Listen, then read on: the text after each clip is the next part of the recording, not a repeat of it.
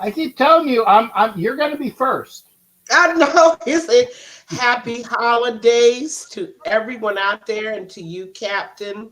I'm getting excited. I got my Christmas music on, my tree up, my lights all over my house, my poinsettias. I'm ready to go. Hey, That's nice. Yeah. Yeah. Well, see, my Raider tree's been up for 3 years, so that's one thing I don't have to worry about. every year. Yeah. Well, no, it just stays up, That's because what I'm saying. yeah, No it's rush great. to find it in the Yeah. closet and Yeah. all Yeah. those kind of things. It's the Yeah. Raider tree. Now, one of these days, and I wanted to actually put up the other tree in the other room, but somebody who shall remain nameless is like, nah, I don't want it. So okay, so we got the little. It's one of those light tree, with the lights, and it changes colors and things like that, and the branches. So that's in the window. So Hmm. that's there. I've got a little bit of a string of lights outside. I got Santa and a snowman in the living room. So if you come in, you'll see a nice Santa and the snowman. And if you didn't see the Facebook and IG picture, NFL Properties owes me money Oh, they do. because But the, because because of that. What do you call it? The what do you call it? A gnome? The fluffy gnome. That's me, man. That's mhm. me. Yeah, they So can't use your likeness. And we are going to get a Christmas Day treat in Raider Nation. We are going to see the Kansas City Chiefs. And let me tell you, for the first time, I don't know about everybody out there, but for the first time, I'm a little positive about this massive matchup. In recent years, I'm like, eh. But there are several reasons why I'm positive about this matchup. And and I want to tell you that when you build a championship team, there are little tiny things that start to change about your team. You may not be winning more games, but there are tiny things that change. Let's take the penalties, okay, of this Raider team all year long, really.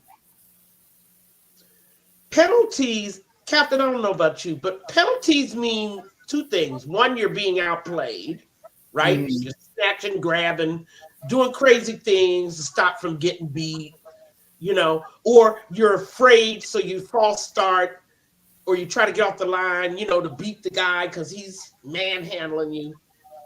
The mhm. Raiders, believe it or not, have the lowest penalty rate in the league as of right now. Ho ho! Wait a second. And Yep. and I don't smoke anything or take any illicit drugs, but that's got to be a typo. No.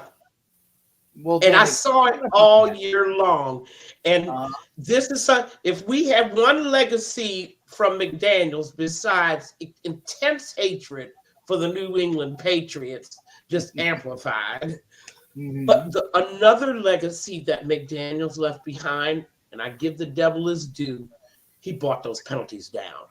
That's something Gruden couldn't do, Del Rio, nobody has. We have been averaging 7 to 8 penalties a game.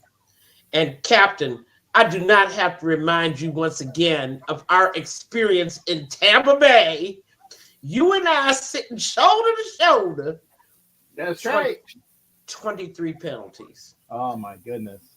Yeah. That had to be. The Raiders are averaging, get this, folks, a mere 3.78 penalties per game. And it's been consistent, even though we've been losing.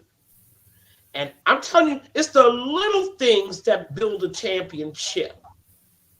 The other thing is our defense. Captain, I cannot tell you after years of just complaining, complaining, complaining, I am one of the happiest girls in this world. One No. chapter, No, but you never complained about the defense or the lack of oh, an interior push. That it's sad. wasn't you. No, That that wasn't wasn't you. me. That was my double. That's right. That When was your you doppelganger, play baby. good defense, you keep yourself in ball games. Let me repeat that.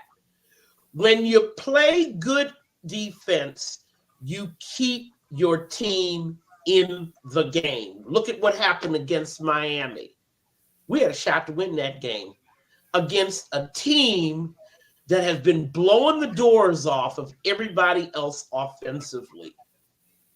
We execute on that final drive. We tied time with the Miami Dolphins. Why? Defense. Yeah. And everybody, of course, was really upset about the Viking game. But, Captain, I want to talk once more about defense. I want to talk about a 3-0 game, which meant we were in the game the whole time. Yeah. A touchdown would have won this game. Or 2 safeties. Well, yeah. And let me also say the play of the special teams as well. Uh-huh. We have I don't care what anybody said, we have the second highest punter in the NFL right now in A.J. Cole. That guy is a weapon. A la Ray Guy style. He, along with that defense, helped keep Minnesota so pinned all game long. They were always facing 80, 90-yard drives to score touchdowns. And they did not score a touchdown. Now, neither did we. And that's a conversation that we'll get into. But look at the little things that are changing our franchise and the philosophy that defense matters. You can see the sudden shift with Pierce now, our head coach, interim head coach. It shifted, hasn't it? Yeah, defense is the priority. And one of the things that I wish would shift is that title. Get that interim off. Get the interim off, because I think he's done enough. But everybody, and even me, says it's one of those things where I still want to see this and that, because not that people like shall we say Asylum are from the show me state, because that's right. He's not in Misery, but he's in Kansas, which he's next door to Misery. But yeah, it's one of those things where you want to see more and more and more. That's right. And that's what I want to see too. Captain, is so intriguing. People want to know, well, how do you build a championship team? Well, you certainly don't go out and hire a coach and hocus pocus.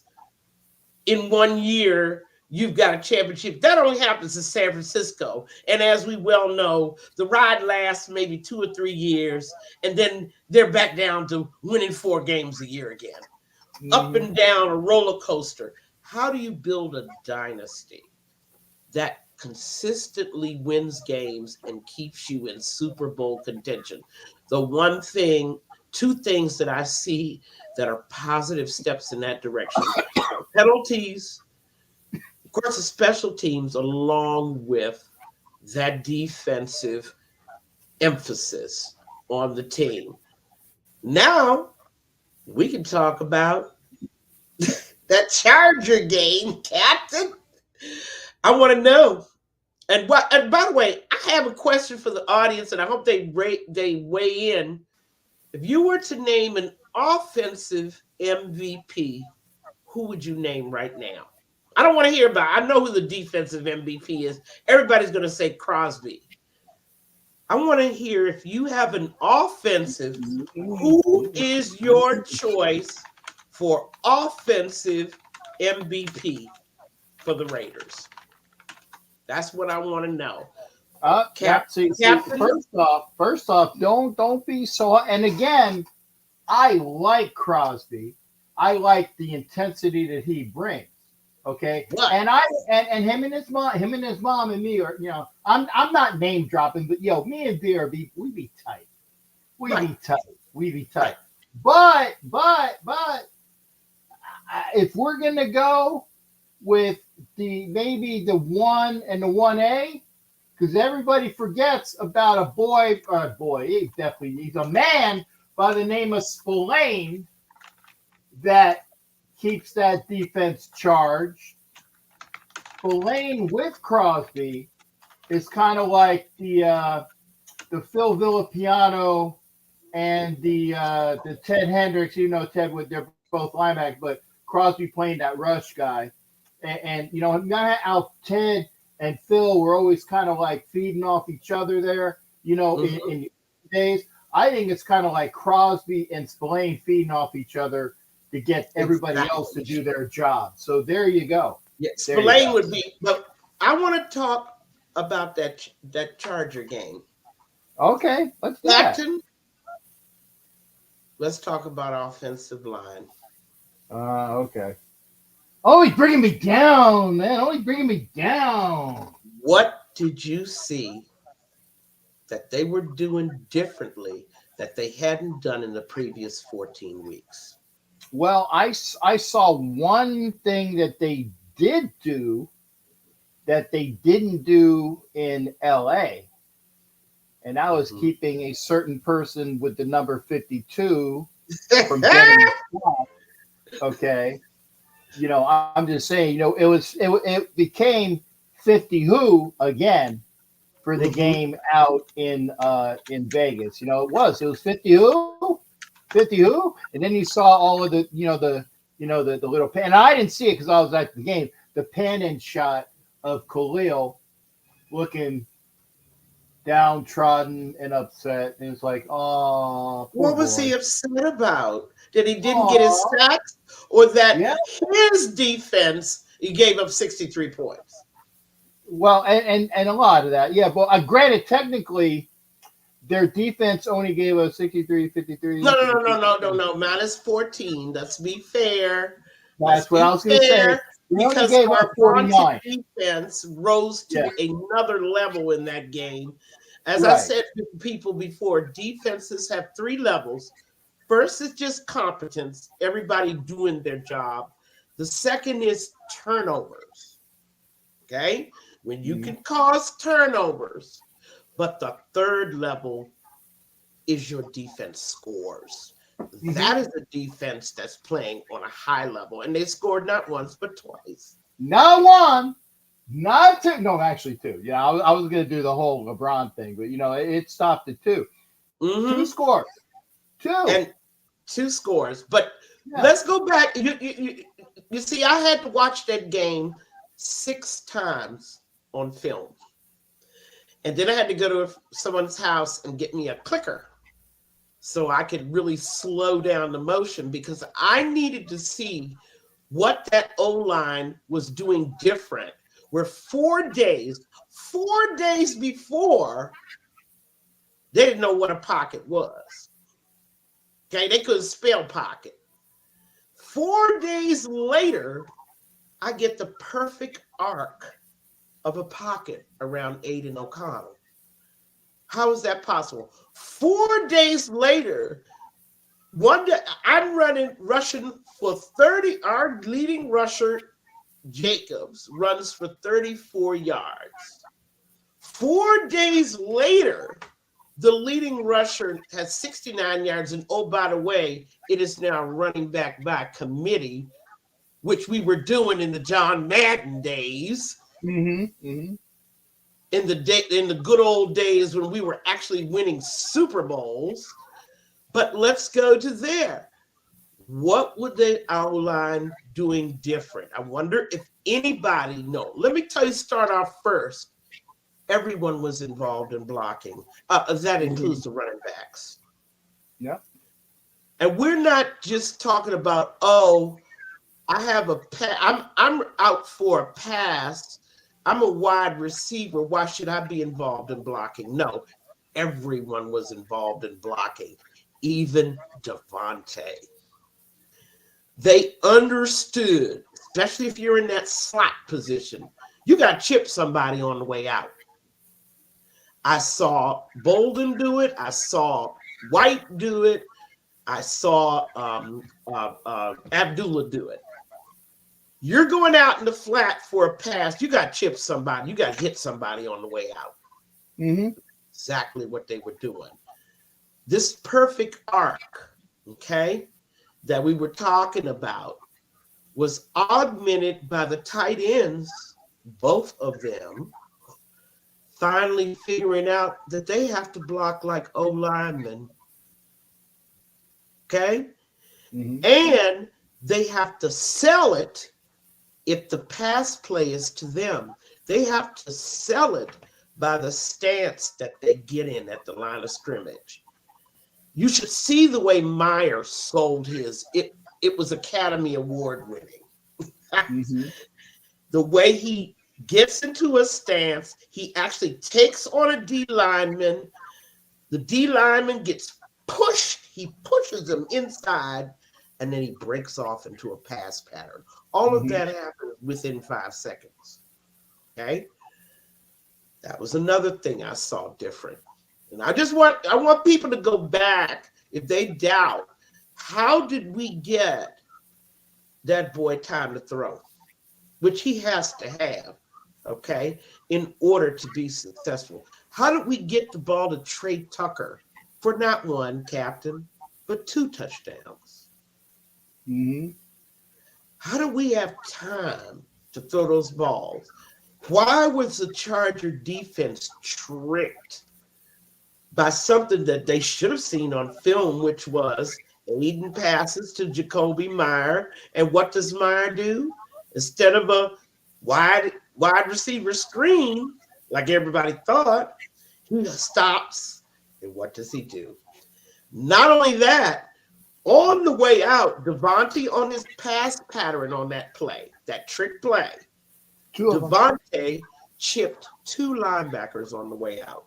Mm-hmm. And that gave the delusion that he was going to stop, turn around, and wait for the ball. Instead, he kept going. Mm-hmm. And the guy that was covering him was caught off guard.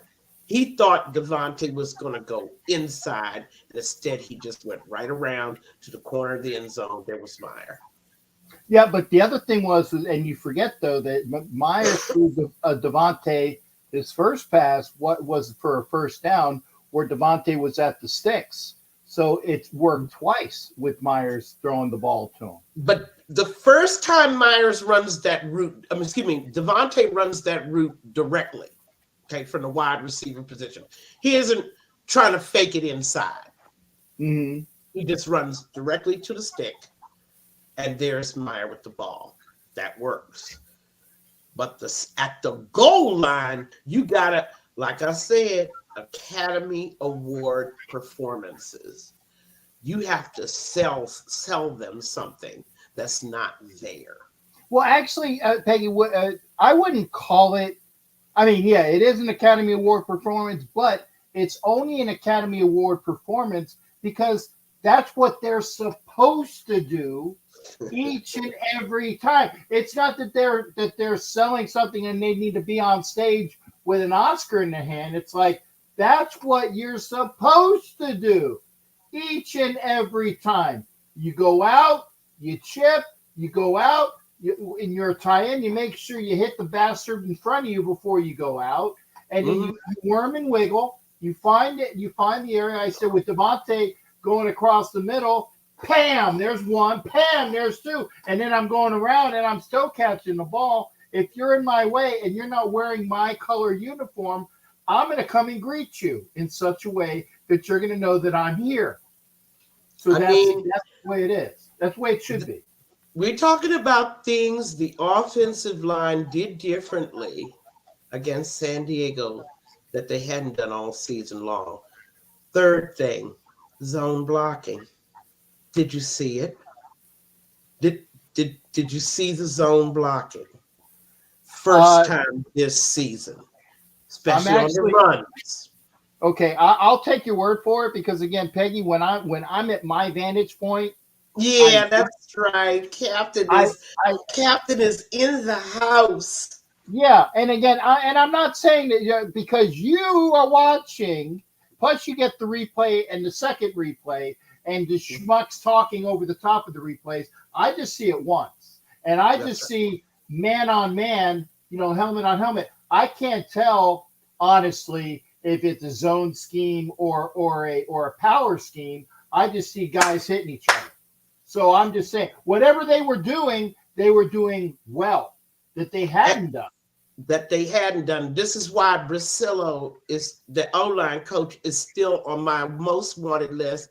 And oh, by the way, guys, now I'm offering a $20,000 reward for his head because it took until game 15 and the intervention of Adam Gazy, which we'll talk about later. He was one of those consultants we brought in. That finally got this offense. The other thing I saw was, did you see the guards pulling? Yes. Especially in front of that Bolden play. Yes. Not only the guard, I saw, and of course you saw the tackle pulling as well. But guards pulling is something new for the Raiders offense. Completely new. The guards actually going in the opposite direction to block in front of the running play instead of getting blown up at the line of scrimmage as usual. I wonder how many people saw that. Something changed, right? But now I'm breaking it down step by step. What changed? One other thing that changed was Parham being in at center, and I wanted to that see. That was my last point. I'm getting ready. Okay. Well, I'm sorry. I jumped on. I jumped on because I saw a particularly. It was quicker, faster, and he was looking up and looking to get entangled with somebody. It was that he was more involved in the offensive scheme, Parham, than James was. Okay, in my estimation. Only that, let's go back to football fundamentals 101. Who calls signals on the offensive line? That would be your center. Mm-hmm. Who's been calling the signals all season long? The blocking schemes and the signals. That, oh, by the way, haven't worked all year long. Mm-hmm. He was gone. Yeah. The other thing is Parham's size. You know he's only 285 pounds.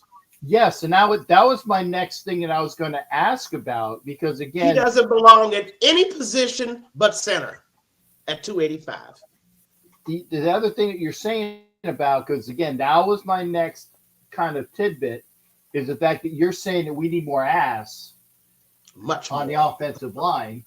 Mm-hmm. Okay, but if you're going to do an ass count, Parham's ass ain't. I mean, I'm almost. I hate saying this. I'm almost as big as Parham. Granted, I'm not as big as Parham, but I'm almost as big as Mr. Parham. And if we're going to say that, I'm like, wow, it's because I'm kind of small when it comes down to offensive linemen. But he has the ability as the center, and I've been saying that he should have been center since last year. I was actually kind of surprised that he stayed as guard for all this time. Now, well, why do you think I upped my reward offer for Brasillo's head? That's something an O-line coach is supposed to recognize right away. Well, remember, we got friends in New York, Peggy. Not that I'm saying anything that we all don't know. We got friends in New York that could actually take you up on that. Just say it. But we need more ass on the O line, and we need Parham at center. And we need James, whether he's healthy or not, to just sit down. He's been doing a piss poor job calling signals, calling blocking schemes as the center all year long. These are the shake-up changes. I mean, the intent that actually I have to credit Pierce with, because Brasillo sure wasn't getting it done. These are the things that should have changed in September. Knowing that Parham was 285, what was this, desire to have James continue to play center and putting Parham at guard? That was just, I thought that was just a baby violin you were playing. No, no. That it's because they didn't want somebody to say, we're paying this guy X plus over Parham, and he's not our center. And No. and it's a matter of, you got to show. And again, it's wrong. It's wrong. I don't care if this guy is making $5,000 a year and the other guy is making $185,000 a year. I know that's really whacked out, but it's the point of, if the guy making $5,000 a year is playing better and has more ability than the guy who's making 25 to 30 times his salary, again, that's a little off base too, then you play that mother that is making the smaller amount because he has more ability and he's doing it. But And you not only that, you play your players in the right position. Yes. If he's the smallest, and I go back to the hogs, the smallest hog was Bostic. Jeff Bostic. Yep, Jeff Bostic was the smallest one. Yeah. I mean, on most lines, your smallest guy is your center. Mm-hmm. Not your guard, for crying out loud. Most of your running plays come behind your guards. Yeah. Why in the world am I going to put my smallest guy at a position that has to plow 330-pound D lineman out of the way? Why would I even put him in that position? And this is why we have struggled all year long. People are out of position, and the center simply hasn't been good at picking up blocking schemes. He just hadn't been good at picking up blitzes and helping his fellow line mates. And he hasn't been good all year long. James should not return to the center position at all. He should be sat down. He's getting blown up anyway. So, I mean, he's been getting blown up right there in the middle. During that Viking game, did you see how many times James was just, his footwork was just atrocious. He was actually trying to plant his feet, and his feet and body were getting pushed backwards. Mm-hmm. That DT had his way with him. Whoever was playing DT for the Vikings had his way with him. Oh yeah. He took his lunch money, and he took his girlfriend, and he took his mama. I did ready to say it, his mama too. Yeah. He took his lunch money, his girlfriend, and his mama, and his side piece. That's right. And then on top of that, made him mail a check to him for more. Mm-hmm. That's how much James was, and that's why he got hurt, of course. Yeah. Usually guys get hurt doing things that are beyond their capacity. Right. It was, and I'm glad James should not return to that center spot. Parham needs to be there. He just needs to be there. Is that going to happen though? That is the ultimate question. Well, the question now is, does Pierce want to be the Raider coach next year? These are the issues that the head coach decides, not the front office. Yeah, and certainly not a O-line coach that's been clueless for 15 games. I'm not listening to him at all. Oh, no, wait a second. Whoa. He's been clueless for 16 and 50. He's been clueless for over 35 games. I know, but at least last year they could run block. I think that was just on accident. It just that Jacobs last year playing for money actually just had that little more oomph, because if you look at what the what it was like, the yak or yards after contact, he had a lot of yak, because his first contact, not the Star Trek movie, but his first contact was still behind the line or maybe on the line or 2 yards 2 yards in front, but he had a lot after that, yards after contact. Captain, can you explain to me why yards after contact is such a great stat? Because it shows how the offensive line, if you're running back, it shows how an offensive line is doing their jobs and not how much push they are getting in front of them, how they are bowling out people, so that, for example, if you got a guy who is getting his yard average is X, but his yak is large, it's because he is making most of that on his own, because the offensive linemen, they're kind of like playing like sumos, and they're not really moving. They're not really moving, and so they're basically remaining stationary. And the running back is getting just enough of a twitch and a sideways thing where they can go beyond. Okay, so Jacobs got a lot of yak last year, in spite of, or even in relation to, what their offensive line were doing. Because right, where was the yak this year? I haven't been paying attention. Did he suddenly forget? Because we still got the same line blocking in front of him. Right, exactly. And I was just going to say that, and it's the same line. Where's your yak this year? They're probably in Afghanistan on the mountain. Special mission to Dubai. They haven't returned yet. Listen, only thing yak gets me is an injured and wore out running back. In my mind, the running back I need is one that you don't even make contact with until he's 5 yards down the field. Okay? Not one that I get contact with at the line of scrimmage, and then, oh, by the way, my tackling techniques are so sloppy that I do not bring him, and he's got those feet going. And no.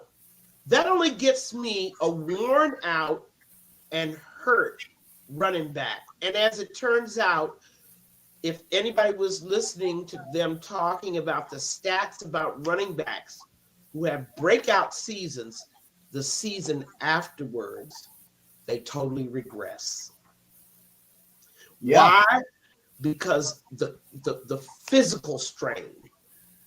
Those yards after contact, to me, aren't helpful in keeping my running back running for 3 or 4 straight years healthy. Okay? He works hard 1 year, and then he never works again. And oh, by the way, for all the Josh Jacobs lovers, I hope that you're sending him a telegram now, letting him know that not only did we have 125 yards rushing, you finally gave those other 3 running backs a chance to actually have carries, which they can't have if you're around because you're always hogging the ball.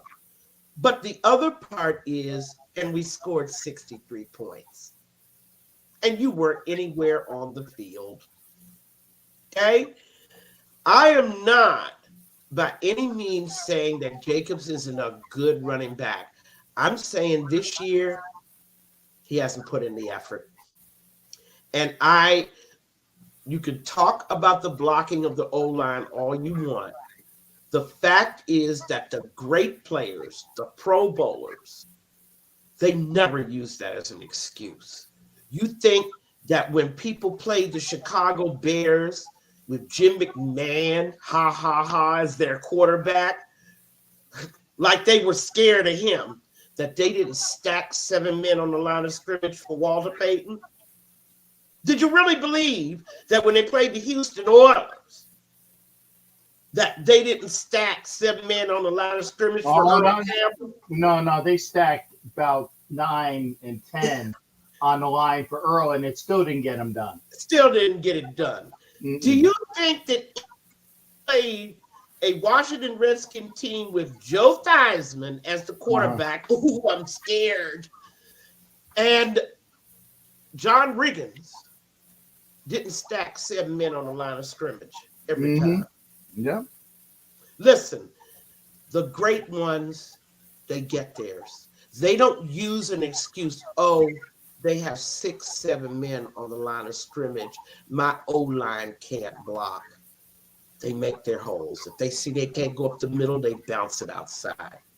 Instantly, they make a decision and they go. And if they see a crease, they make it a hole. You see, Yeah. I want to run him back like that.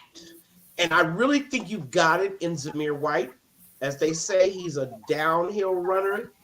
You could see the totally different styles of running with Abdullah and Bolden. What did he remind you of? Everybody out there, what did he remind you of? Clarence Davis, Mm-hmm.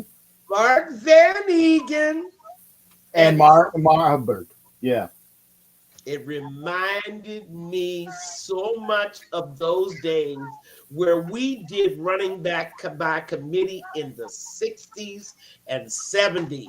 Mm-hmm. And also, if you want to even do like something that's a little bit more recent, we had Crockett, we had Ritchie, and then we had Kaufman. Right.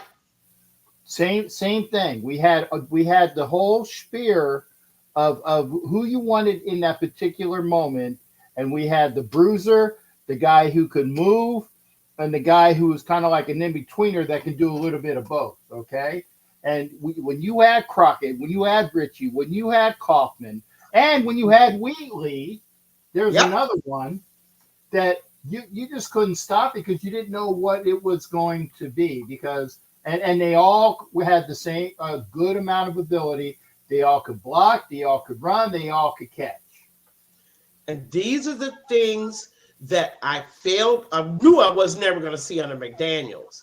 But after McDaniels left, there still wasn't a shakeup at that running back position. I got a running back that gave me 7 games of under 50 yards rushing, only 200-yard games in 14 games.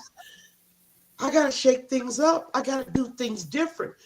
With the 3 backs we have now, we have 3 totally different running styles. Tell me what defense is going to be put on their heels. And I love the way Madden and them did it with Hubbard and Van Egan. And depending on the opponent and the defensive style of the opponent, I mean, the Vikings in the Super Bowl got Clarence Davis all day long. Yeah. Why did they decide that? Why weren't they getting Hubbard or Van Egan all day long? You see, those are the things I need. Brilliance from our offensive coaches. I need you to say, this isn't working.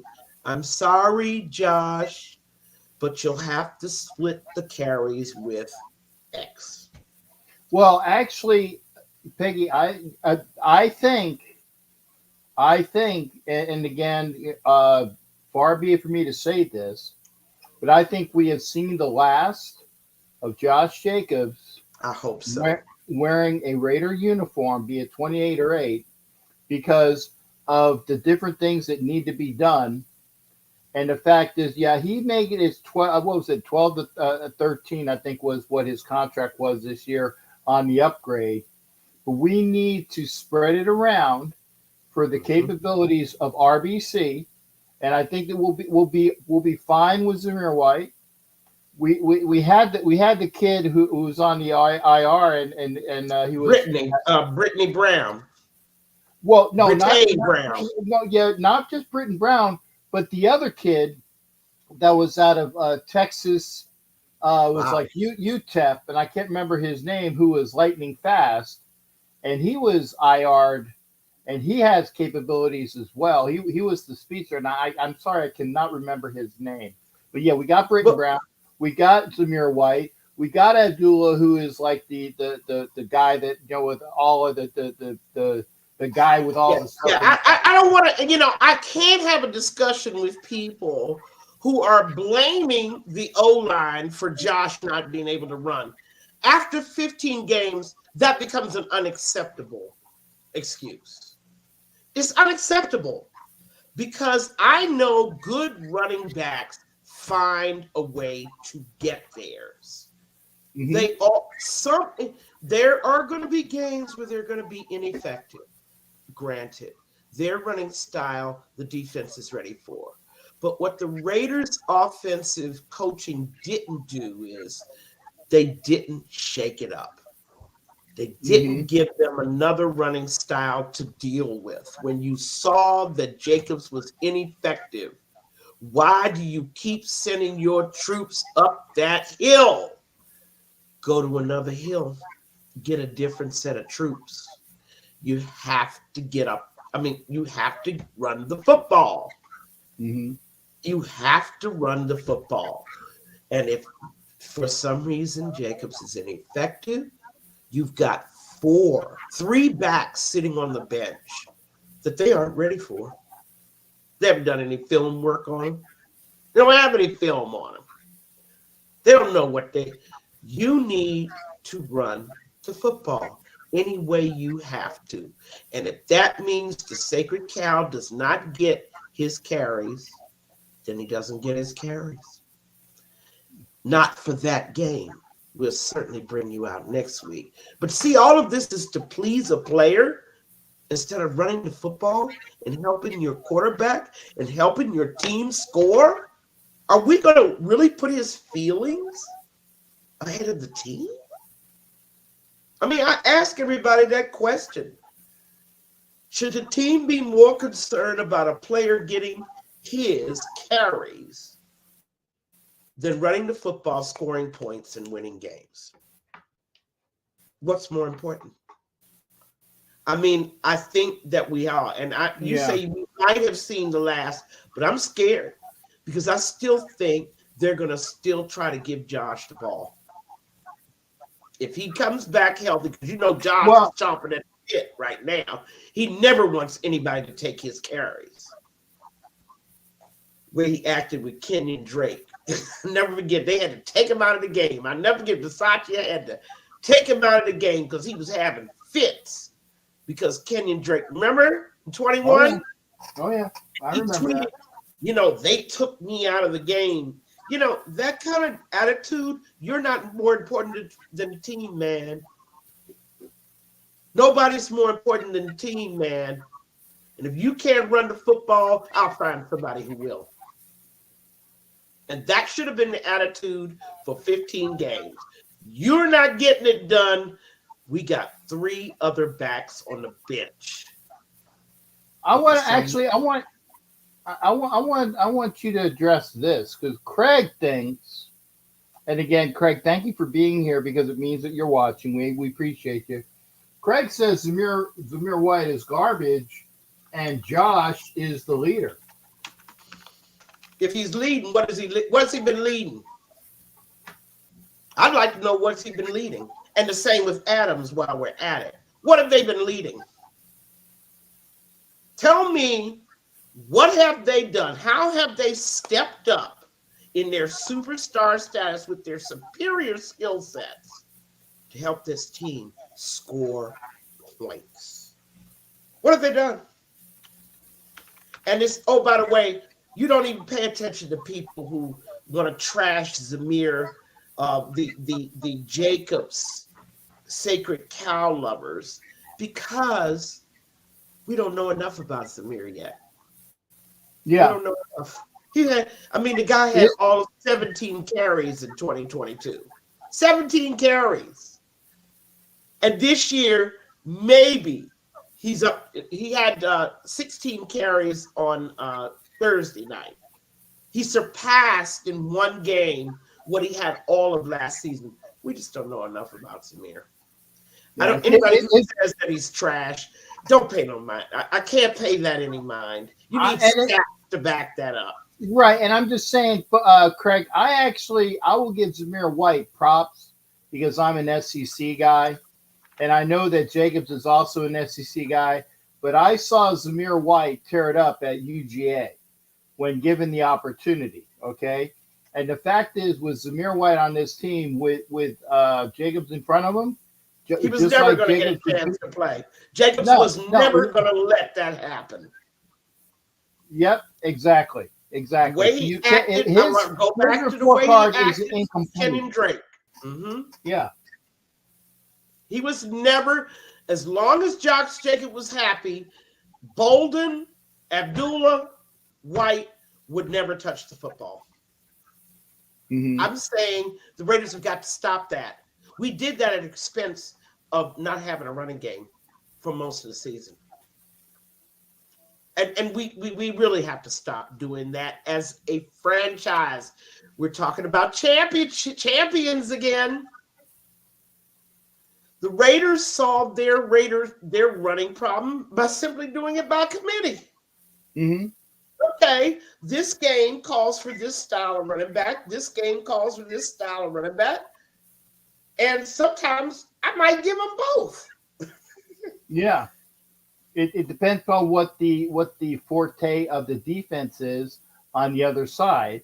If they are guys that can gang up and are stout, then the guys that are going to be going up the middle are going to be get like 0 yards per carry. But the guys that can run and juke and go to the outside, they'll have a field day. And that's why, like you were talking about RBC, when you had the different players back in the day, okay? And by the way, back in the day when we were winning championships, there were smart guys running our offense. They were not going to just stick with running back when he wasn't getting it done. That wasn't going to happen. They were going to put somebody else in to run the football. And there wasn't any debate about it. There wasn't talk about it. The players are supposed to accept that the object of the game is to run the football, give your quarterback play action capability, right? Because that's what running does. Yep. When he has play action capability, then he can throw deep. But none of that can happen if you're one-dimensional and they know you must throw the football because you can't run it, because you won't change runners. You're wedded to one runner, and there are no other options. They're waiting for that one runner in those lanes. Did you see that? You see how they've been doing it game after game? Yeah. They're not just stacking the line.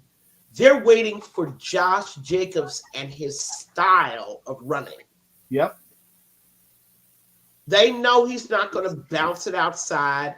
They know that he's not quick to the crease, to the crack. They know that about him.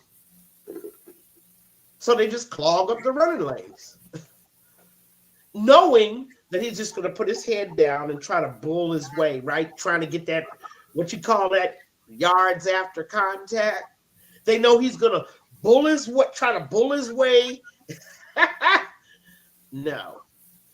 When you saw that wasn't working, why is it that we can't move the ball in the second half? Because by that time, we're one-dimensional. We cannot run the football, and we have abandoned the run instead of using different runners. Mm-hmm. Different styles. And I agree. We need to open it up to see what – if one thing isn't working, that doesn't mean that something else can't.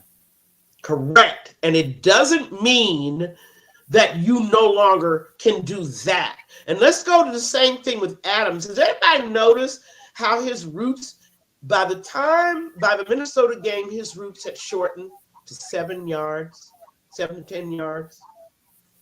Ostensibly because the quarterback didn't have time to throw it any deeper. Okay? But you see, here we go again. Just like I talked with Jacobs about Jacobs. I'm paying you a lot of money, Devontae. Did Tim Brown complain when he had 11 different quarterbacks, of which 10 were straight bums? Did you hear him complain? Because Gannon was the only real quarterback he had, right? Seriously. Let's go through the file. Okay, yeah.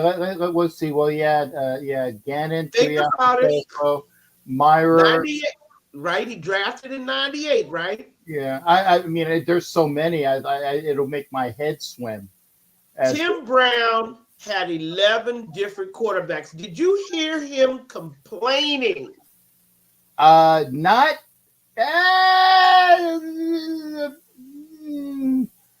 not as vociferously as he did. I'm not getting the ball. I can't catch the ball. My yardage is going down.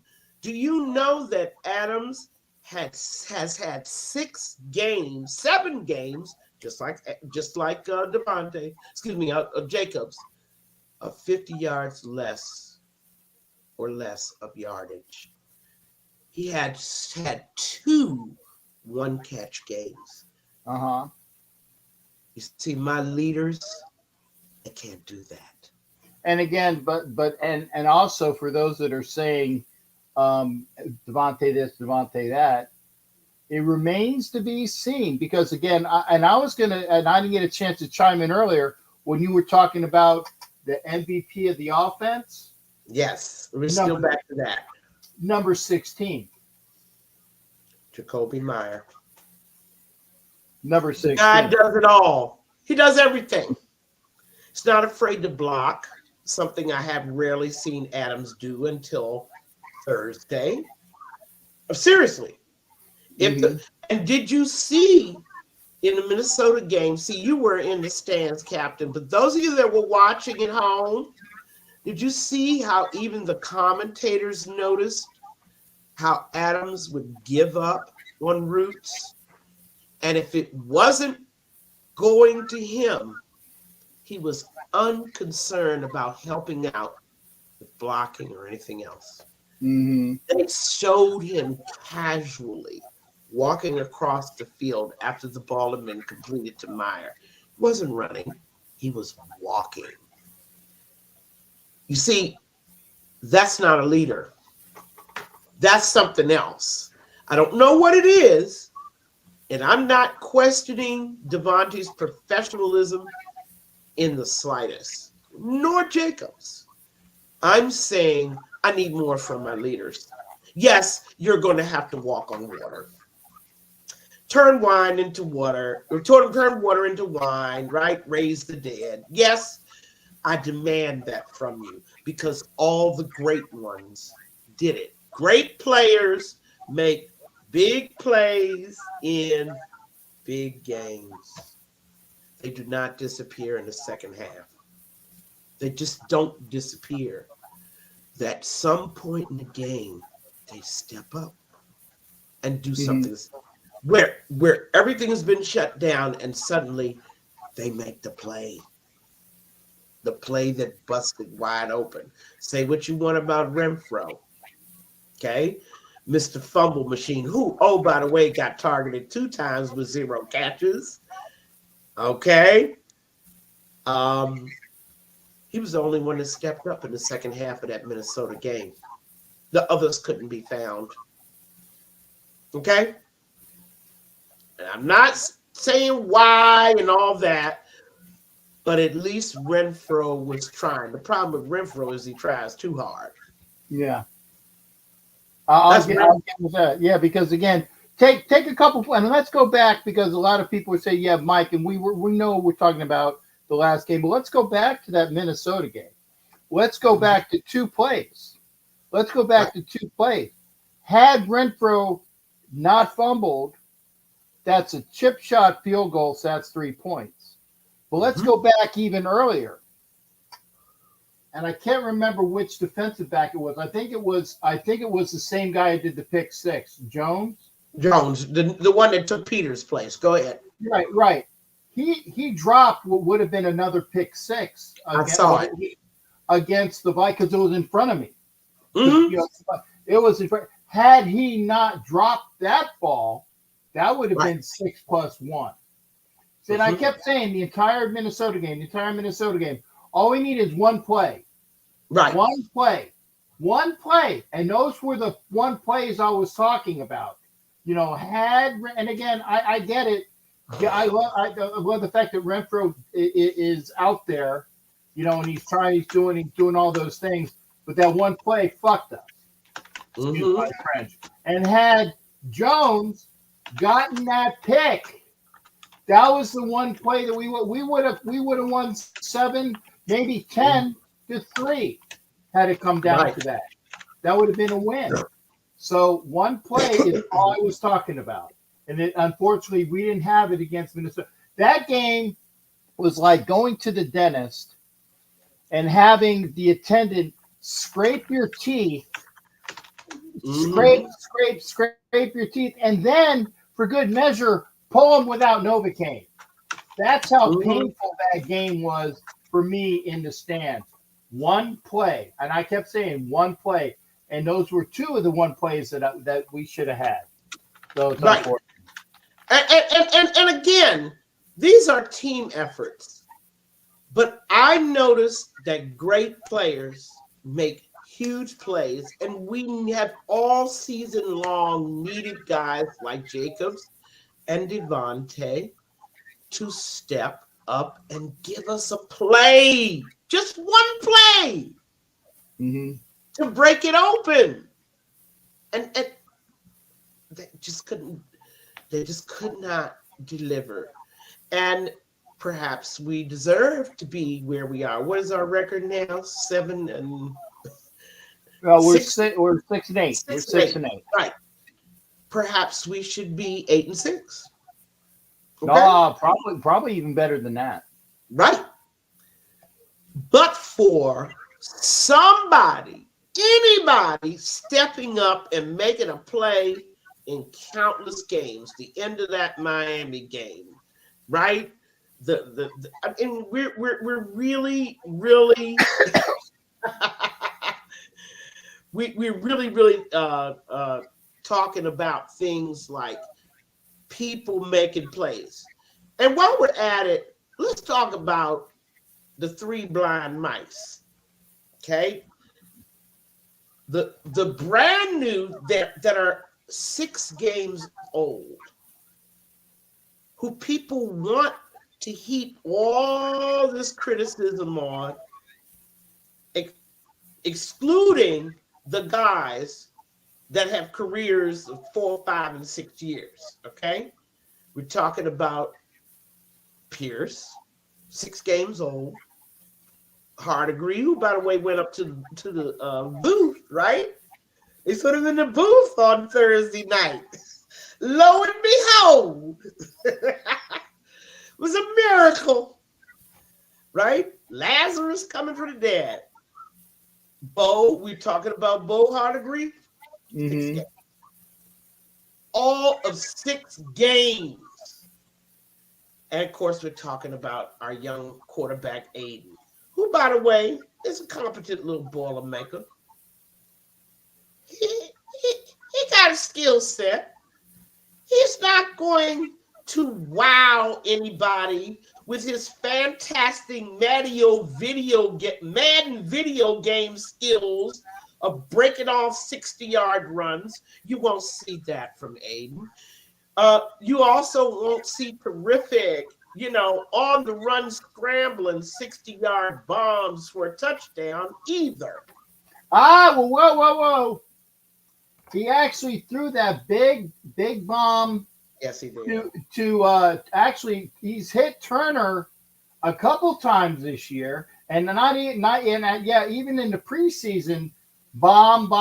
Because you were talking about how, and I wanted to get this in but they want it while he's scrambling. Wait a minute. They don't want him to sit in the pocket because the pocket quarterback is dead. Wait a second, Peggy. You're talking about, I said, why Adams is breaking this route shorter because the 9 routes are going to Turner. And they should. Or that's doing the 9 routes because again, yes, he should. And Aiden and Turner have a good rapport with each other. Dating now back. They do, but there's been a lot of misfires all year long. But they had a good rapport dating back to the preseason because Turner was like a number 3 receiver and O'Connell was the number 2 quarterback, and they had that more rapport working with each other in camp. That's why they do have a good rapport, is because they're more familiar with each other, like a number 1 quarterback with a number 1 receiver. All right. Now I need to go back to everybody. Did we get votes on the offensive MVP? I heard one person say Jacobs. Yeah. That's One said I think Anna said Jacoby Myers, like I said Jacoby Myers. Do we have any other candidates for offensive MVP? I'll put it up again. Offense and defense. I'll put it up again too. Place your votes. Ed says O'Connell. I say Jacoby Myers because Jacoby Myers has been doing it with everybody, no matter who the quarterback is. Yeah, I already know. You know, defense. Everybody's gonna say Max. I mean, that's just no surprise. He's probably Max Crosby is probably the team MVP because he steps up and makes plays. But like I said, don't count out my boy Spillane. I love Spillane, and I think that he is the revitalization of something that was a distinct animal on the endangered species list, a Raider linebacker. We haven't had sighting of a linebacker since,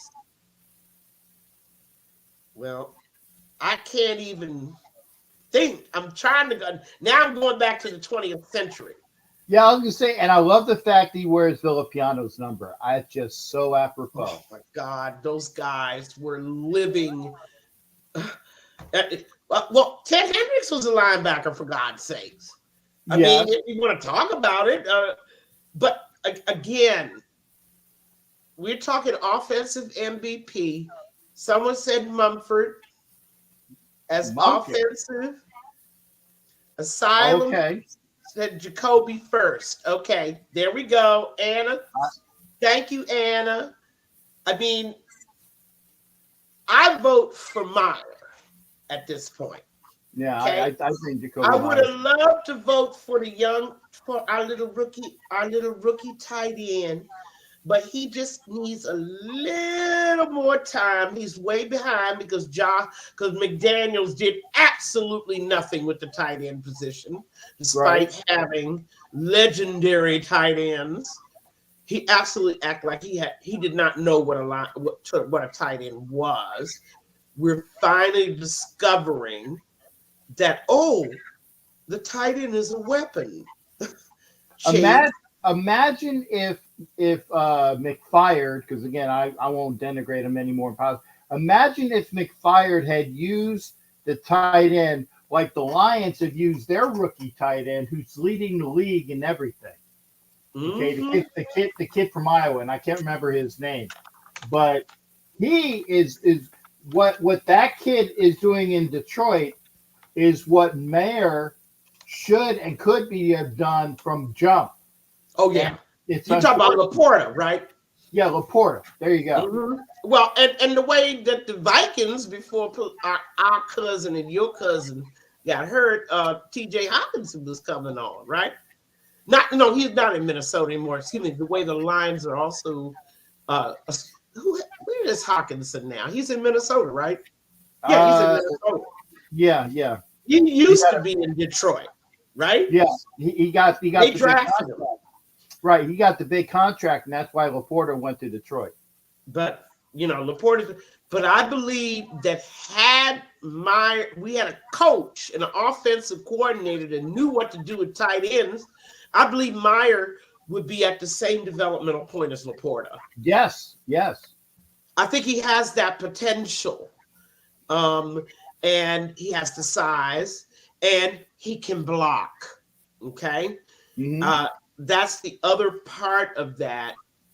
Their blocking skills are so crucial. But I've got to run soon. Before we talk about, have we decided now? Have we voted on Jacoby Meyer? I did. The offensive MVP. We have votes for Josh. Do we have any Devontae votes? No, I didn't see it. Offensive, yeah. No. Yeah. See, I'm not the only one that's been seeing people mailing it in. But I don't think that they're maliciously doing it. I feel like I mean, McDaniels is one of those parents that just strips you of all. Yeah, you just he just rips the guts out of his players. I mean, he literally does that, and that's unfortunate.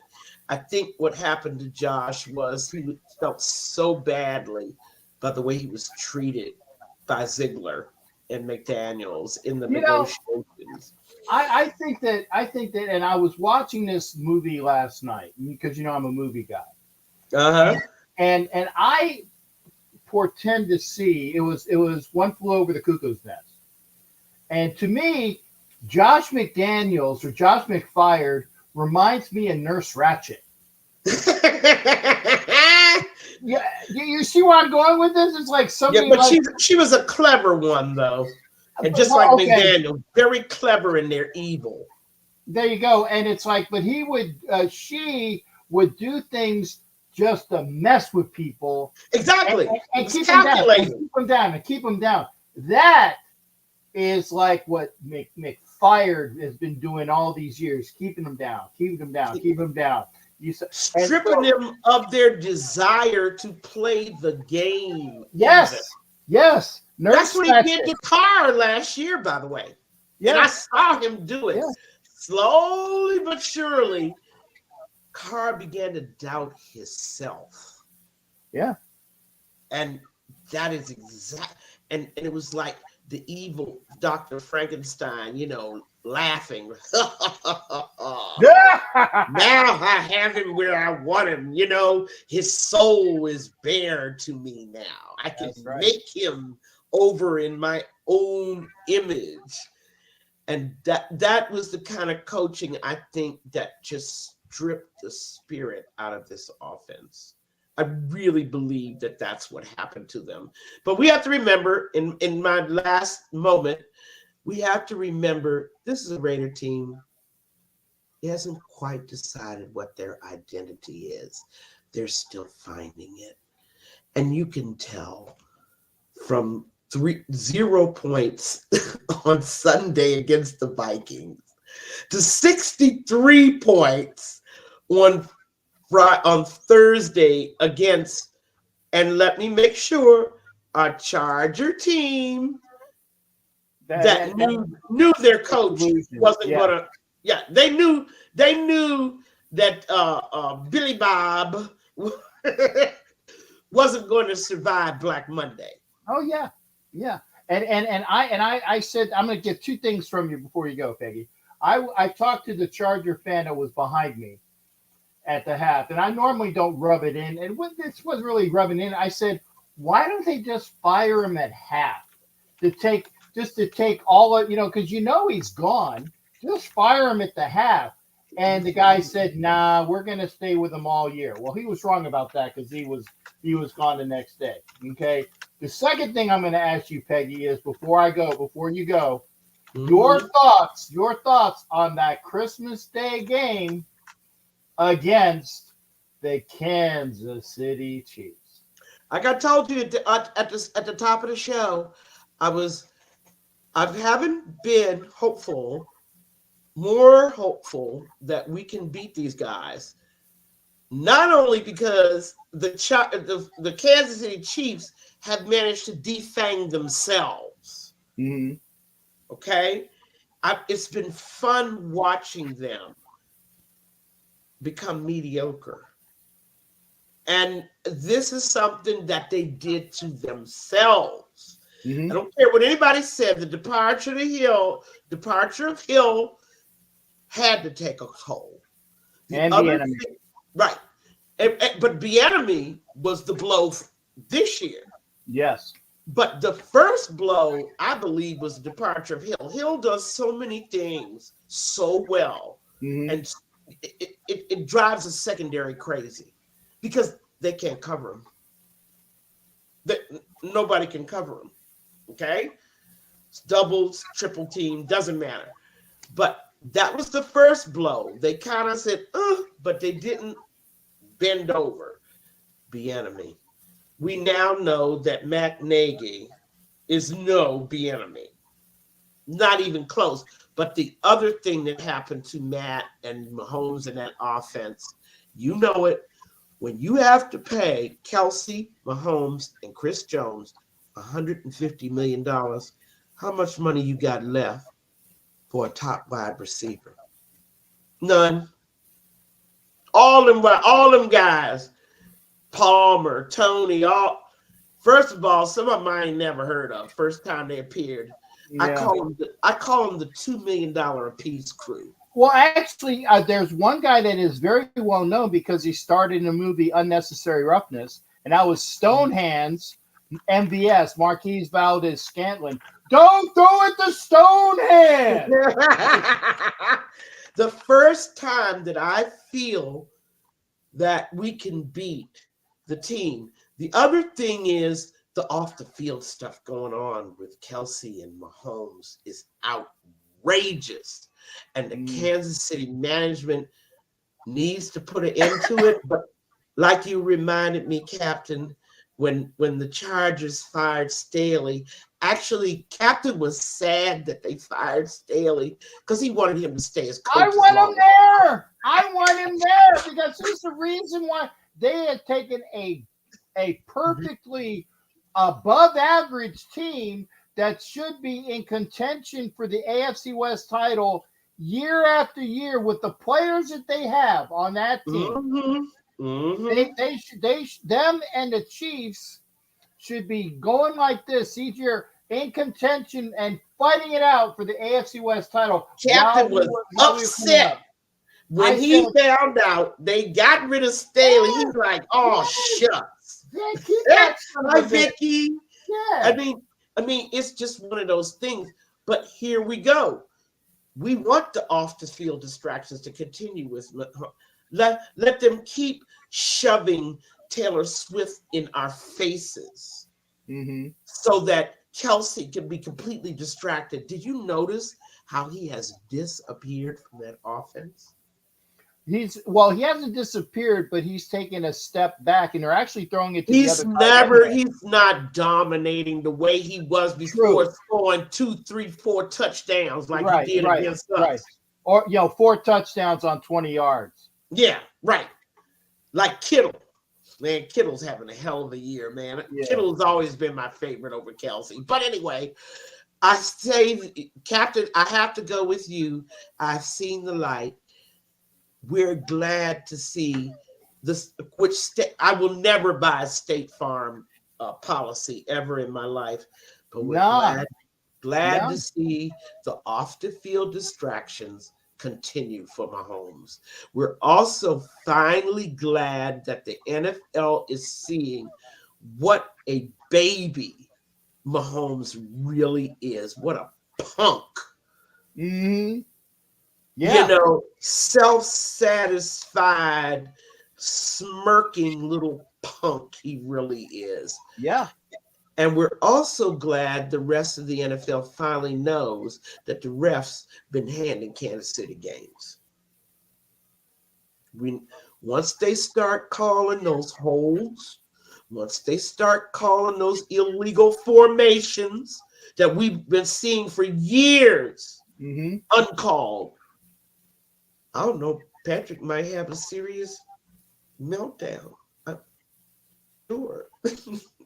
Oh, you mean he's not going to get a doctor on the sidelines? Aw, he's not going to get his participation. He's not going to rope in his shit. We're most valuable bundler. Oh, it's such a surprise of being MVP, the most valuable bundler. Oh, I am glad. Exactly. I'm glad that their self-serving, smirking reign may be over. They are just ordinary, and especially with them bum wide receivers. Captain, it's been lovely. I got to run.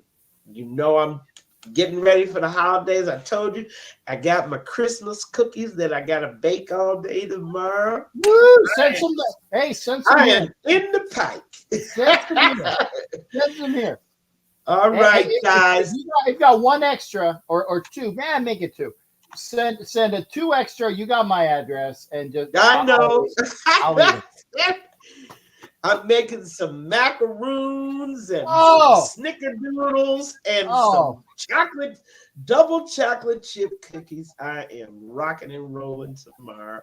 well, Everybody have a lovely, lovely holiday and cheers to everyone. Have that Christmas grog there you and go. kick back on Christmas Day.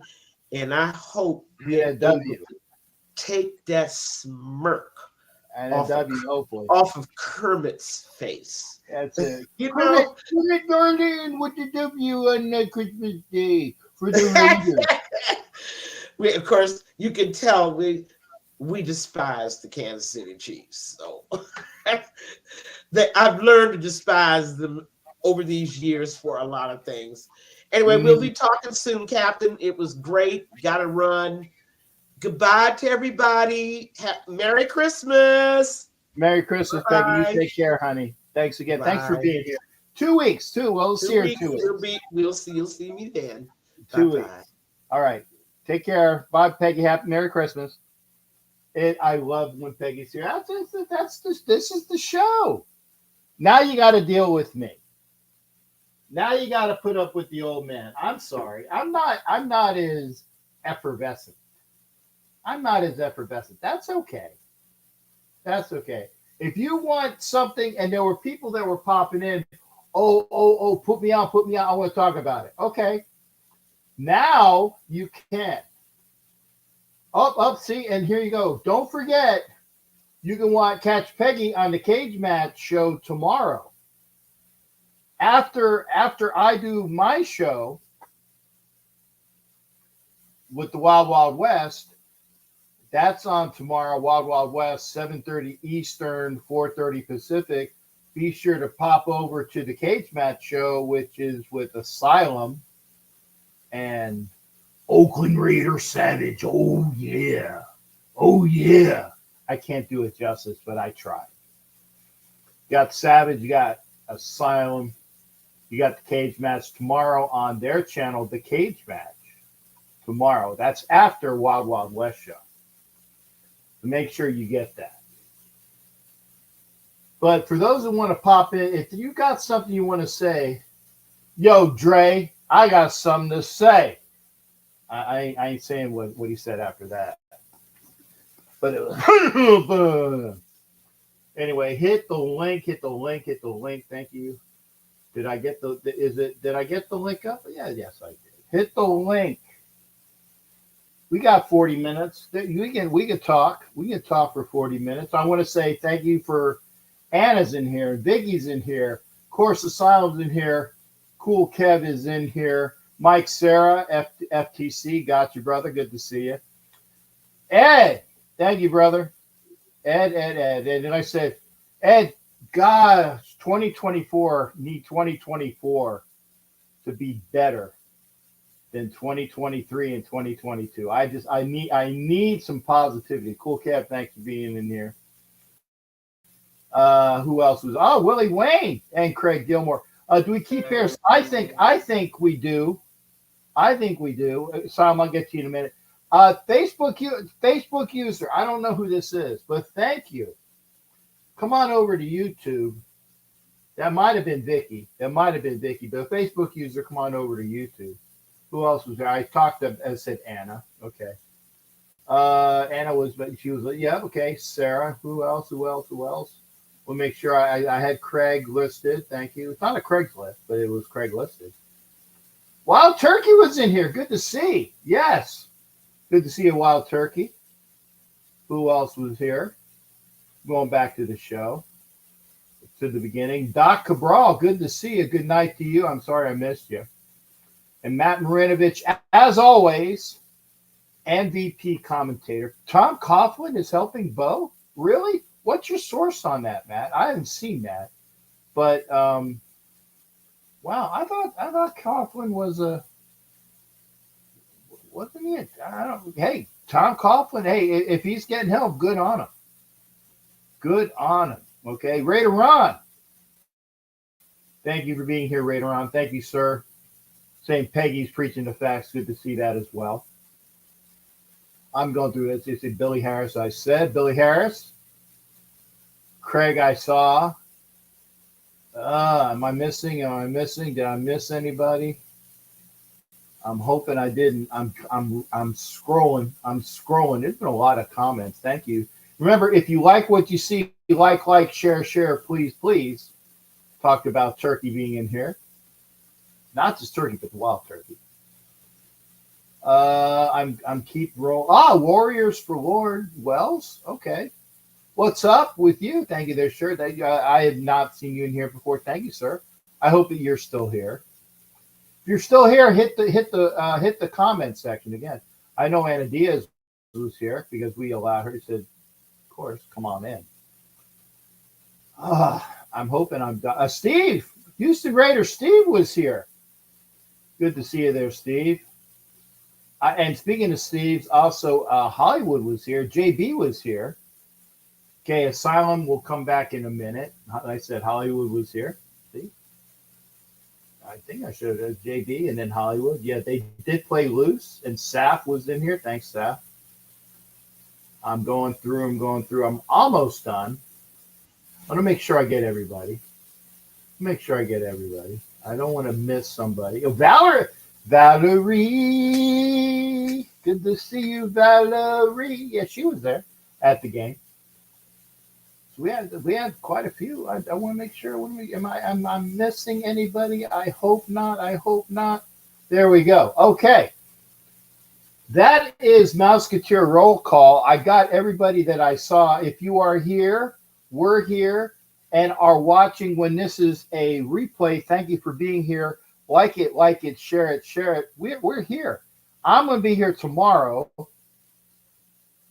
7:30 Eastern, 4:30 Pacific for the Wild Wild West show. And then remember, once you're done watching me, pop on over and see the cage match with Asylum and Oakland Raider Savage. And Peggy will be on that show too.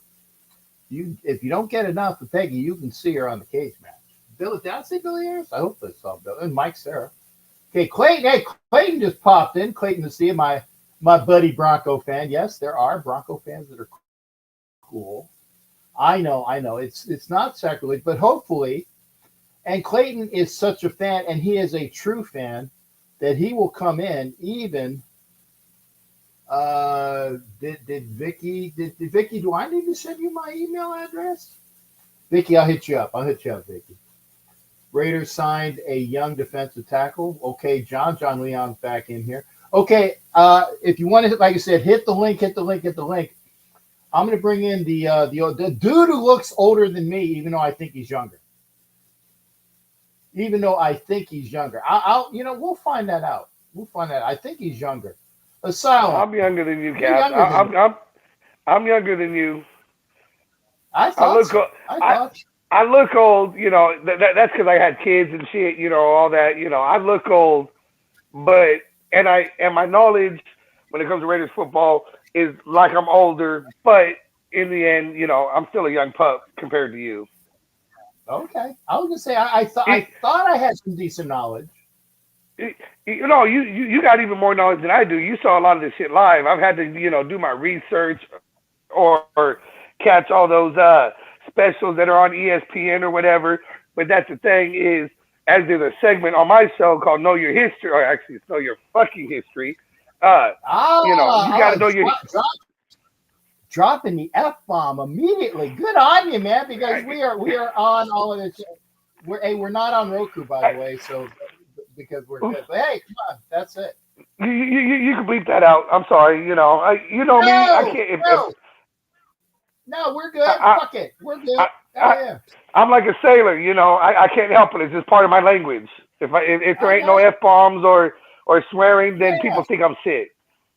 That's right. It's like he didn't swear. Fuck, what's going on with him? There you go. Matt's exactly. I tell you what, and Matt 07, I think that Caleb Williams is not going to be the best quarterback in this draft. Nope. No. I don't even want Caleb Williams. I'm tired of hearing Caleb Williams' name. We ain't going to get him. I don't fucking want him. He's overrated. Move on next. I don't even think we need to draft a quarterback in this draft. And if we do, it definitely don't need to be in the fucking first round. I've been adamant about this. I've said it from the get-go. But, yet again, that's my opinion.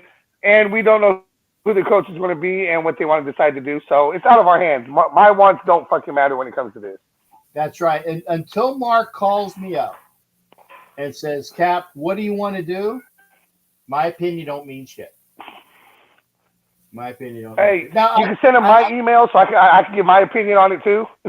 Okay. Yeah, I'll get right on that. Okay. Now you were bitching. Yeah, I bet you will. I want to talk about that. So you're here. Talk about what you wanted to talk about. I think it was O-line, correct? It was the O-line and Jacob situation, yes. When Peggy was talking and she said what I had been saying for a while, we can't be blaming the O-line for Jacob's running. I've been calling him out for a little while now, at least for the last 5 weeks. I've been talking about benching his ass because he's running for a paycheck. There's only been one change on that O-line before injuries, before this last game and the injuries where we put Meredith in and we had Parham as the center. There was only one change on the O-line and one other change on the offense, and that was QB and Van Roten.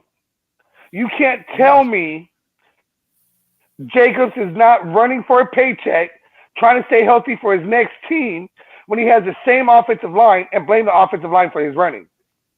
I give him credit when they changed coaches and AP took over. He showed a flash of what he could do when he got those 2 100-yard games. But in the end, Jacobs is phoning it in. He's playing for his next team. He's just trying to stay healthy enough and not hurt his career. And I've been saying it. And then when we turn around and, yes, we made a couple changes due to injury, but running back by committee, and we put up 134 yards between the 3 running backs. Go back, look, Zamir White had 17 touches for 60-something plus yards. Yeah, and by the way, let's go back to one of those games that Jacobs ran over 100 was against Kansas City, and 60-something of that came on one run. And by the way, because they're saying, well, he ran for a touchdown against Kansas City. Kansas City had a run blitz called, and he broke through the run blitz, and that's why he was so wide open. Because the rest of the time when they did the run blitzes on him, they were successful. They screwed up one. They screwed up one run blitz, and Jacobs was gone. He made the right cut at the right time, and there was nobody else there to get involved. Plain and simple, right. In all this, and I mean, like I said, Zamir White. We're talking about 17 touches. Let's go back into the rest of the season, like Peggy was talking about, and let's see how many times he had 17 touches and 30 fucking yards. Mm-hmm. And that's because, and the problem is, and Peggy alluded to it, we got to feed his ego. He's on the field, so he's not effective, but we got to keep trying. It's Jacobs. No, I'm done with Jacobs. I called Marcus Peters out. I called Marcus Peters out in week fucking 5, and it took him long enough. Let's not wait so long. Bench him. Everyone's saying Zamir White, why has he had this? It's because Jacobs is on the field. He hasn't had his opportunity to prove himself. And when he did, he got more yards with 17 touches than Jacobs did, except for 2 games. And so he missed his game. This was week 15. So in 14 games, take the 2 away. In 12 games, Zamir White in 1 game did more than Jacobs did in the same amount of touches. Hey, Mike. And by running back by committee. Mike. Go, I'm sorry, Simon. I got to cut him on this. That's okay. I'm not blaming him for a 65-yard run. I'm not blaming him for that. That was fantastic. That was what you're supposed to do when you break a run blitz. And he did what he was supposed to do. He broke one guy, and there was nobody behind him. I'm not blaming him, Mike.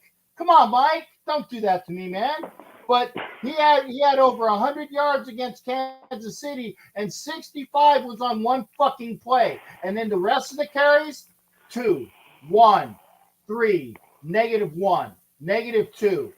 That's what I'm saying. That's what I'm saying. How many times? Because he had 1 game. It was a -2. One whole game, he had -2 yards. One whole game. That was against Buffalo, I think. Yes, I believe you're right on that one. But still, you were the rushing leader the year before. Everyone's talking about the year before. I'm sorry, we're at the point, fuck the year before. Because he hasn't done shit. He held out trying to get more money. He hurt himself. He hurt his stock. And as far as I'm concerned, let his ass walk. Running backs, unfortunately, you could say are a dime a dozen in the league. You know, I mean, most I believe it. We talked about this before. There were 6 or 7 running backs who have gone back-to-back years as with the rushing title. Most of the time, they get the rushing title, and the next year, they stink to all high heaven. Yeah. And Jacobs is doing it. He's only concerned about his, next season, which I give him that. It's a business. It's about money. But when you show me you're running for a paycheck, your ass deserves to ride the pine. I don't care how much we're fucking paying him. Yeah. And here's the thing, guys. You said that, and I want to see Cool Kev, none of those guys behind Jets can run for 100 yards. It doesn't fucking matter that they get, as a group, they will go over 100 yards, and that's what you need. Okay. It's the total effort. Okay, we'll go like this. With Jacobs in the game, and we've used the other running backs sparingly, how many times have we gone over 100 yards using Jacobs and other running backs? We haven't. Okay, and by the way, this game, Craig, how many carries has Zeus White had? Of course, Jacobs is averaging 3.6. Look how many carries he has. Come on, man. Oh, Jacobs, what was it? Going into the Vikings game, had the most carries of all running backs in the league. In the league. And when it came to yards and everything else, he was 40th. Number 1 in touches, but 40th as a running back. He was first in touches, most carries, but 40th when it came to yards, total yards. That's an ineffective running back, hands down. And by the way, I like Josh Jacobs. I do. You can't see it. There's a football by him. I got like 2 of his jerseys. I got his gloves. He threw me his gloves in Chicago. I like Josh Jacobs. Don't tell Josh Jacobs that Captain Jack don't like you. That's bullshit. I do. I had a chance to talk with him. I like the fact that he wants to be a Raider. I like that. But I'm talking about you need somebody for the team effort. Mike Sarah, he hasn't broken a big run because he hasn't played enough. Come on, man. Go back and see how many touches Zamir White has had all season. Yes. Okay, we have running backs. We just said it. We have other running backs that are leading. I mean, there's 39 other running backs ahead of Jacobs, and they have less touches. Jacobs coming off of being the leading rusher the year before should at least be middle of the fucking pack, if not top 10, but he's 40th. Look it up. I'm actually sure after last week, he's even lower. That means there's backup running backs who are more effective than Josh Jacobs has been all year. Okay. Well, Craig and Mike, first off, thank you for watching, Craig Gilmore and Mike Sarah. Thank you for watching. And your opinions matter, but I'm just telling you. I know what Zeus White is capable of doing. I know what he's capable of doing at UGA. I know what he's capable of doing, okay? And he hasn't been afforded the opportunity. He's a different type of running back. He's a north and south. He makes one cut and it goes north and south. That's Zeus White right there. It shows in that touchdown he got last game. He got the ball, one slight little cut, north and south, broke through the line, broke into the end zone. That's Zeus. That's his running style, and it's going to work, and it's going to wear down defenses. That's what Zeus does. Zeus is one of those running backs, like Jacobs was last year, where at the end of the game, he's going to be more effective and more explosive because that defensive line is tired of taking the pounding that they're getting. But when you mix it up with your other running backs, Abdullah, who could catch out of the backfield. Bolden, who took a direct snap from fucking, 30 damn yards, 34 yards, whatever it was, for a touchdown to change it up. All that starts with Zeus pounding the line and those defensive linemen not wanting to take the pounding that they keep taking. He's the north and south runner. And that was a great play. It's hard to believe that was a play that was in Josh McDaniels' playbook because it was there. I don't know if it was. I'm wondering if that was one of those ones that Hardegree was able to sneak in for himself, one of his own plays, because of what he was going. Maybe. Remember, Hardegree was in the booth this week and not on the field, so he was able to see the defensive lineups and everything and call plays slightly different. And I wonder if there's a play or two that he keeps adding of his own into this playbook outside of what Josh McDaniels. Majority of it's Josh McDaniels. We know that. We can't argue it. We have to deal with it. Until week 17 hits, we're stuck with this playbook. But I wonder if he's just throwing a couple of his own in there, and if that might have been one of his. That might have been one because, again, that doesn't look like anything McDaniels that I've ever seen. That's it. Ever. Even with the Patriots, you don't see that. Exactly. So, it had to be like wow, who the fuck thought up that play? And Craig and Mike, like I said, I'm all about results.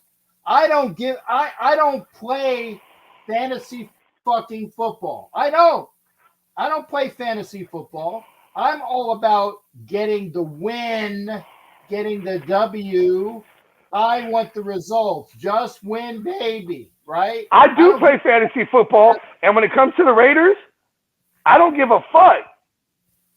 Whether I have a Raiders player or somebody else, when it comes to the Raiders, I don't care about fantasy at that particular moment. But in the end, numbers matter. Numbers don't lie. Yeah. You have 200 plus carries, and you're 40th. 40. There's only 32 teams in the league. You're 40th when it comes to running backs as far as yards. Yards per carry. Touchdowns. We had 2 running backs get a touchdown. Name a game, and I think there was only one that Jacobs had 2 touchdowns in the game.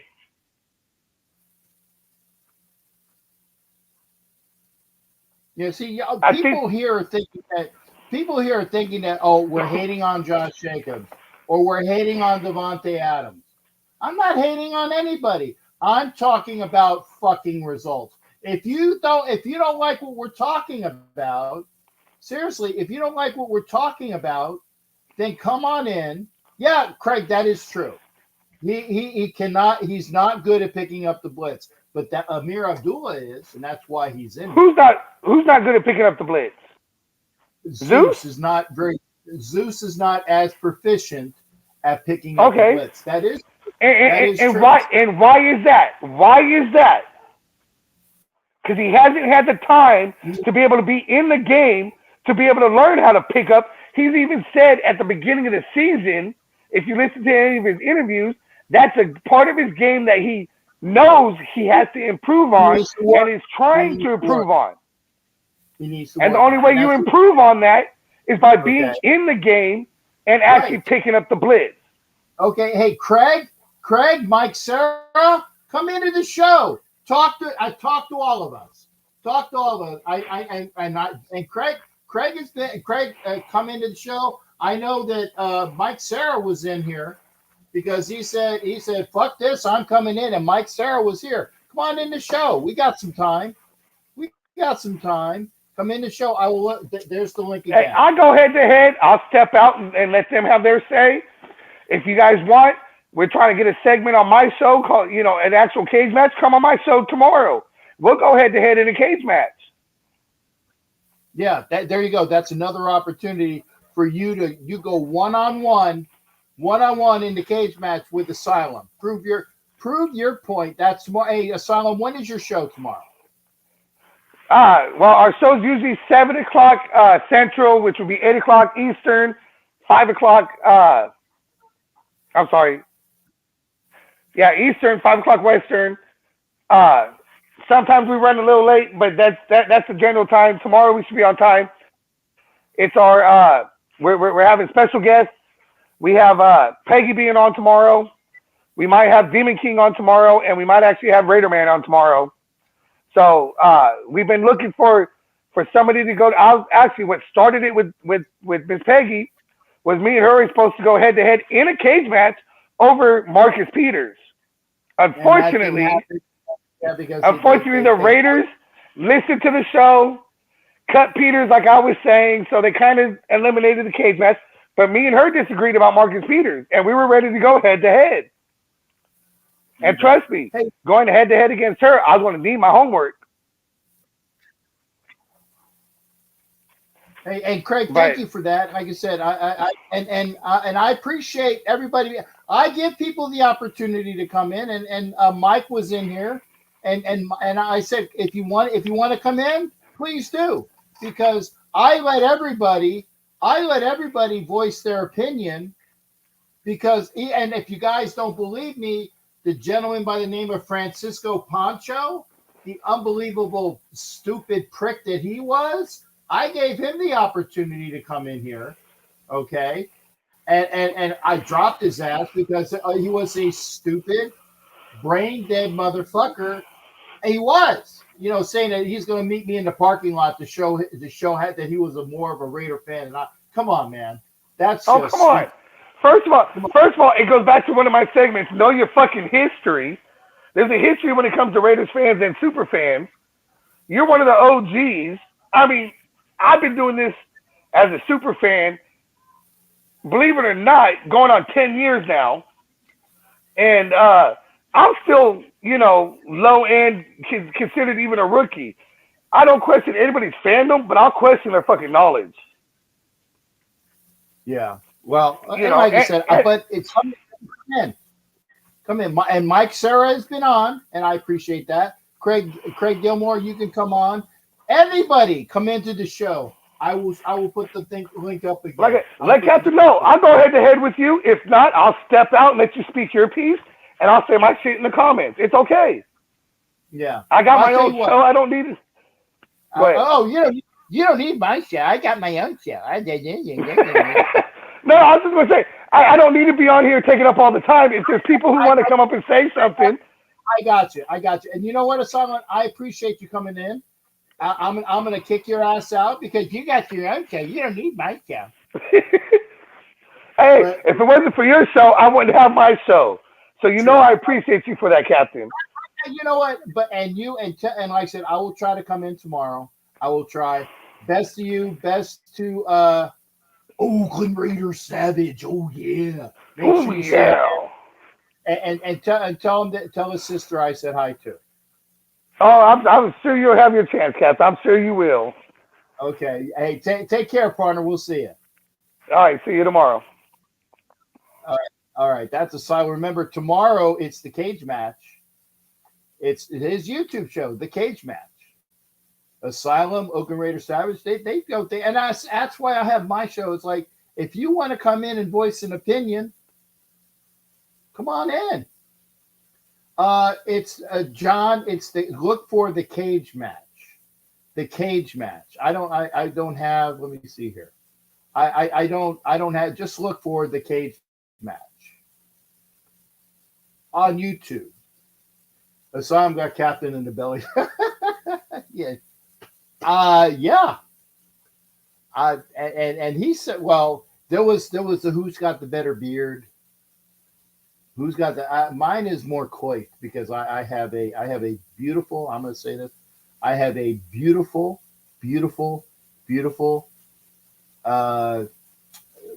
stylista that does my beard. Okay. And Asylum, he got a bigger belly than me. So he went. If you want to come into the show, please do. Hit up The Cage Match. Remember, that's tomorrow. I'm starting at 7:30. Okay, I get it.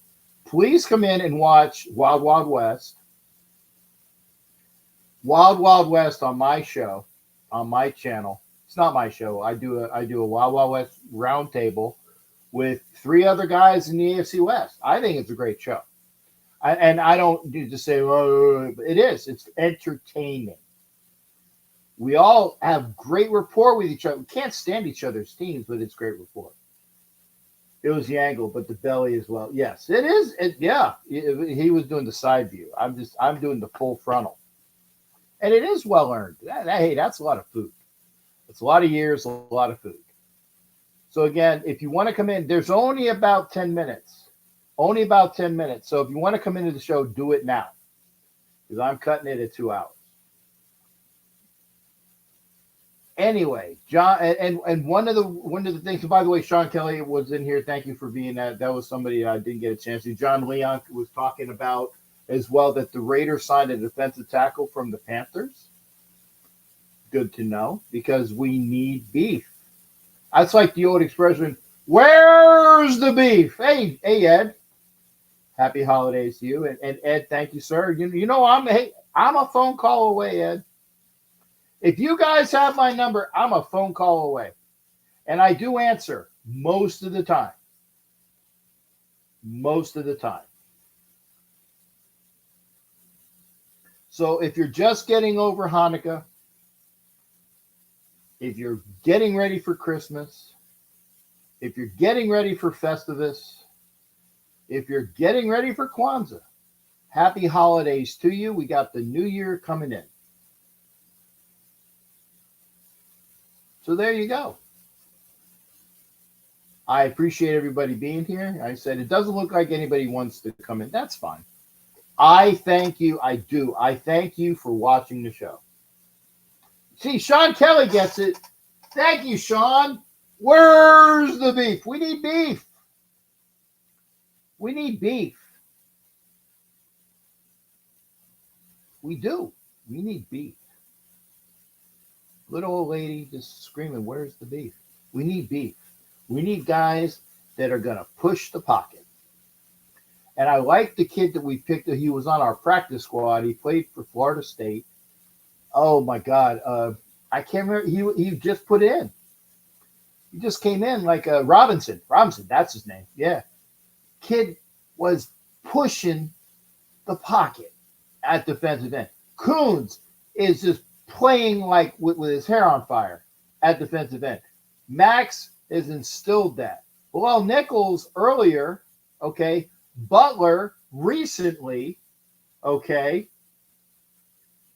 The D line is playing like they should, and the linebackers, Diablo and Masterson, and of course my boy Spillane, playing like they should. And once they get rid of Ole Peters, Ole! The D-backs, Amik Robertson, Bennett, the corners playing well. The defense, and again, I've said it. If the defense is, if you like what you see and you want to keep Graham, great. I'm not saying fire Graham. I never said that. But let's say, for example, if Buddy Ryan was available, I know he's dead. I know his kids. I get it. But if Buddy Ryan was available for the defense, wouldn't you go after Buddy Ryan? Wade Phillips is available, although he plays the 3-4. He's available. Wouldn't you go get Wade Phillips? I like that Graham's is installing and the kids are going and they're playing the defense the way they should. Max Crosby and Spillane are kicking ass.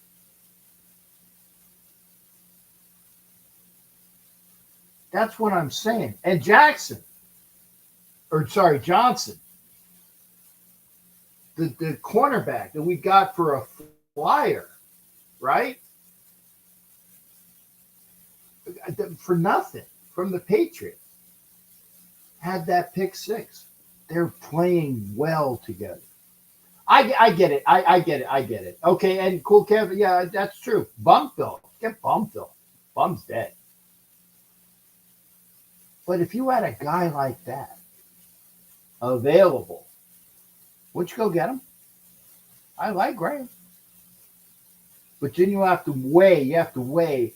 What is he going to do with the defense? Is he going to destroy what we had, or is he going to make it better? That's the point. Now on offense, Bo is playing with as much as he can. But he's not an offensive coordinator. He's not. He's still young. Get a good, above average, say great. Wouldn't it be great to have a great offensive coordinator? Maybe one of these guys that is these offensive coordinators that are getting their head coaching jobs next year, the guys underneath them that know their system. Wouldn't it be great to have them come in after they've done their job as a offensive assistant, right? And they move up. Wouldn't it be great to have that guy as the offensive coordinator? Or if somebody gets shit canned, that's a real offensive coordinator and needs a job, bring him in. That's what I want. That's my present next year. And by the way, I know I've said this. I'd like to see another fucking Lombardi before they plant my ass. I want to see one. I want to see another fucking Lombardi before they plant my ass. And Craig, yeah, I agree with that. I do. We've leaned on the stars, but you know what? Crosby's been there all the time. Jacobs, I know it was it APC? We're gonna have that strong attack, right? Okay, but I don't care. I don't care about the person. I care about the result. I care about how much yardage we have as a running backs, or what the running backs have in yardage, not which player had the most yards. I don't give a fuck. That's what I'm saying. And I'm not, and thank you, Craig, for saying that, yeah, well, you're fucking wrong. Okay. I get it. I'm not right all the time. I once thought I was wrong, but I was mistaken. Figure that one out. I once thought I was wrong, but I was mistaken. It's the way it is. But I allow people to pop in. And Craig said that, this, that, and the other thing. Craig, thank you. And Mike, Sarah, man, me and Mike agreed on something when he came in on the show. Like, wow. It was good to see Mike, too. He was there. Man. He was like walking around doing the shit. Thank you, Mike. And thanks, everybody, for being here. And you know what? Like I said, Matt Marinovich never comes in, but he's always in the comments section, and I thank him. The people that are here, I thank you. I do. I thank you because you keep coming in, and I appreciate you. I do. I'd give everybody, if I had the money. Let me say this. I would give all the dudes. I would buy them a lap dance at a strip club if I had the money. And for the gals, I would buy them a dick dance at one of those Chippendale clubs. I'm equal opportunity. I ain't gonna watch, right? I ain't gonna watch, but I appreciate you. I do. I don't have the money for any of that shit. I don't have the money for me to do it. And cheers to you, Craig. Thank you as well. And Cool Kess is Brian Flores. Well, Brian Flores, is he going to leave his job?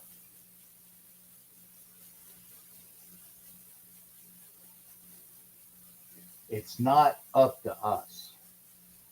It's up to Mark Davis finding the right general manager, and that general manager talking about who the head coach is going to be. And the general manager with the head coach figures out who the offensive coordinator is going to be. And all of those people figure out what players are going to play in the system. It's the way it is. Right? It's the way it is. But again, it was a Tuesday night. Thank you for Peggy for being here. Remember, just chopping it up with Miss Peggy.